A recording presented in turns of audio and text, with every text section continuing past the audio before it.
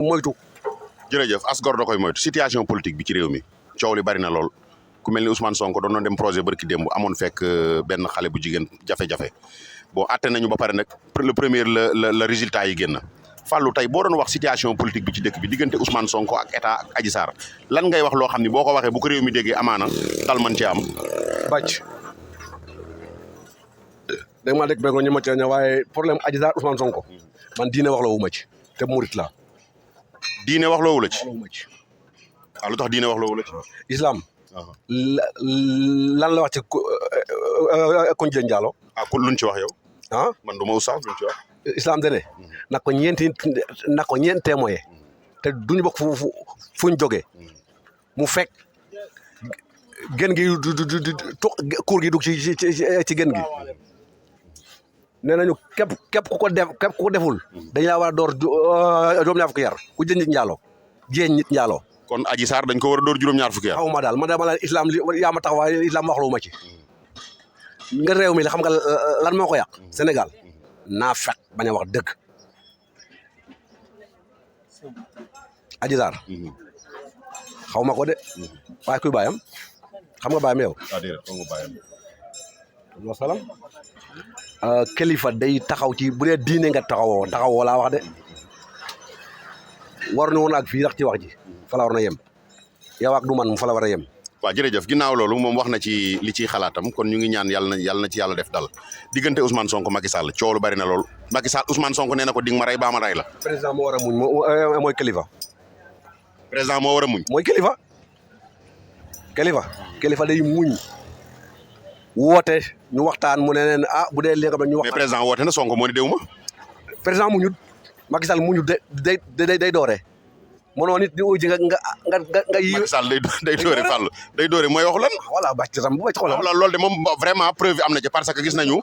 Pastef jàpp nañ ci presque plus de 300 et quelques personnes yoo xam ne ni ci militant Pastef yi lañ leen jàpp. bàcc man bokkuma ci benn parti xam nga man kan laa bokkoon ci sama xol. Ablaye Wade man wadis laa. ba Ablaye toogee laa bay politique.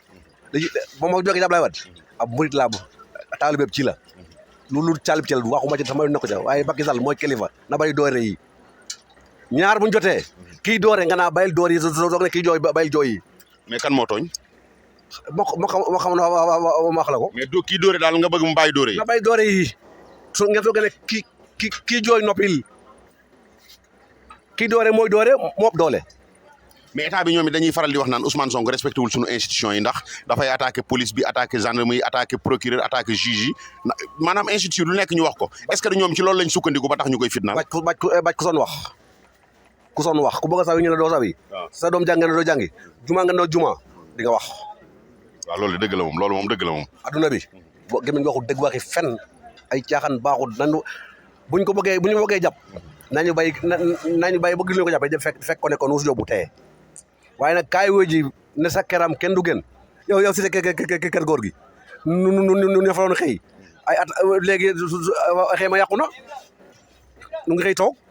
man doon naa dem reportage fan yee passé mais dañ maa teggiloo. waaye dama ne nu fa doon xëy ma yàqu na nu ngi toog te Macky Sall duñu fay weer te Macky Sall grâce Macky Sall tax mu yàqu. troisième mandat loo ci wax ndax war na ko def wala déet. ma yoon ne ko ci góor ca wax ja. luy loolu. sëñ Touba nee na. as gor. waxi dembam. ak jëfiteem bu niroo as gor angoo dafa am lu mu waxoon. xaw ma je dis demal xool bi Ablaye boobu ngay dem troisième mandat ku ne dama jël xoolal la mu waxoon.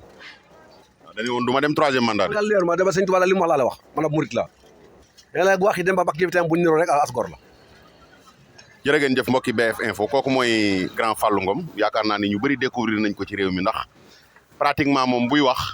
xëy na yow mi ko comprendreul boo ko dégloo muy wax da nga naan kii dafa mer wala dafa fekk xam nga nit bu dëggu nekkee ci sa xol booy wax ni nga koy génnee ku la comprendreul da naan da nga mer wala da ngay attaqué fekk nekkul noonu xam naa ko mu baax ndax moo ma yar nitu dëgg la bu ngeen gisee sax li may faral di def ak moom émission bëriwul ndax gën a jige la tey ni ma ko jigee naa ko jige goo xam ne nii su ma dee def ak moom émission lu bëri sax bu yàggee dañ naan ay complot la moo tax pratiquement du ma mais xam naa ko bu baax a baax li muy wax xam naa ni ci moom la nekk Fallou ñu ngi lay jaajëfal looy tàggoo. nu ngi siyaar ñëpp di bëgg ñëpp di wax ne wax ji nag ku mu tuuse nga jagal ma waaye non dina tuuse waa APR kay tuuse da ku mu tuuse nga jagal ma waaye nag li ma waxuma ko ngi sama sago dama ko wax tey te yàlla tax di tourné nag di sant bu wër bawol yëpp surtout nag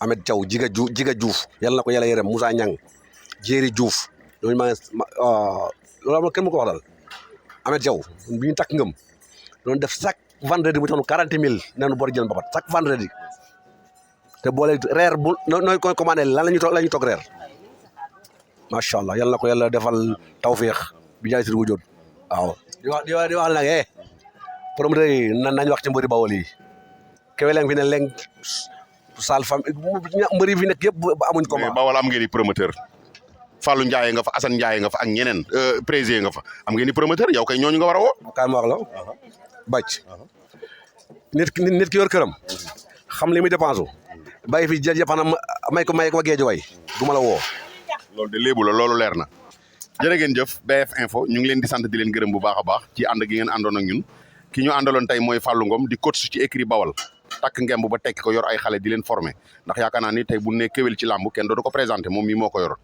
ñu ni Bour Sine ci làmb kenn dootu ko présenté moom mi moo ko yor Tapha Tine ci loxoom la jaaroon kon ñu ngi koy sant di ko gërëm mais di leen sant yéen sénégalais yi di leen gërëm bu baax a baax di leen